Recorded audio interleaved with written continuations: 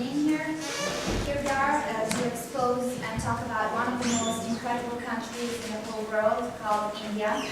And as Mark Twain said, India is the cradle of human race, the birthplace of human speech, the mother of history, the grandmother of legend, and the great-grandmother of tradition. Our most valuable and most attractive materials in the history of man are treasured in India only.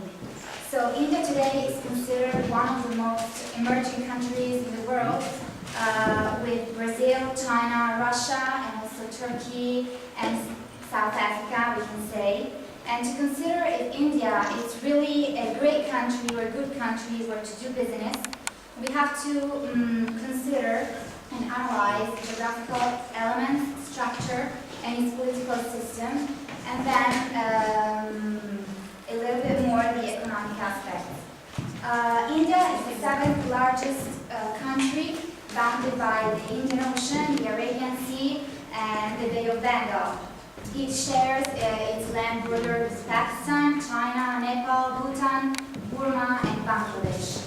The climate, well, we can also say that it also is 1/3 of the United States and 11 times Italy.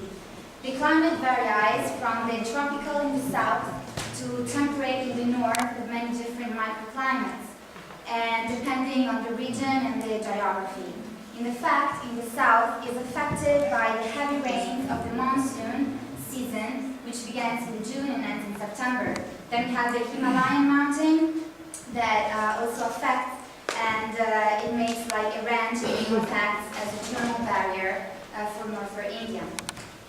Very important to know is India is the second most populous country in the world with 1.2 billion people.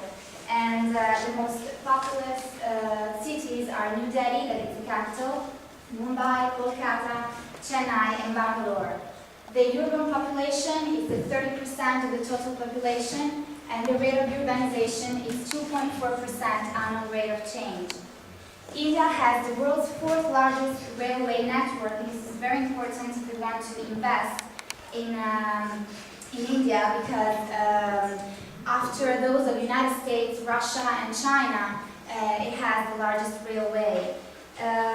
The railway carries over 30 million passengers and 2.8 million tons of freight daily, and also has one of the 3 largest road networks in the world, with over 4.42 million kilometers. India has more than 20 international airports and several domestic airports, and this is also a very important element. And it has almost 15 languages, but the most important language is English for the political, national, and commercial communication. We have Hindu religion, Muslim, and Christian. And this is very important for the political aspects that we will see in 2 seconds. The enormous size of... The figures about the transportation networks, it means that the figures are very higher than in Europe or in Italy. Yes. The diffusion of roads. Yes, of course. The quality isn't as good, but there's much more.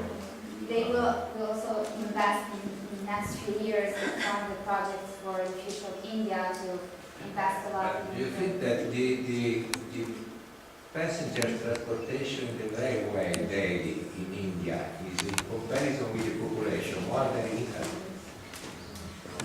No, not more than that. It's important to know something like that to appreciate the figures. If you have no way of comparison, you cannot say what means this figure. No. Okay. We have to consider also that the enormous size of the country and of the population has caused several problems, such as deforestation, desertification, air and acoustic pollution. In fact, in India we have a huge acoustic pollution in all the major cities. And then we have water pollution from road sewage and runoff and agricultural pesticides. Some elements about India history and political aspects. It's important to know that India became independent in 1950 from the Great British Empire, and it's still nowadays, and the whole country was divided into states, Pakistan and the Union of India. In Pakistan, we have a Muslim population, so it's important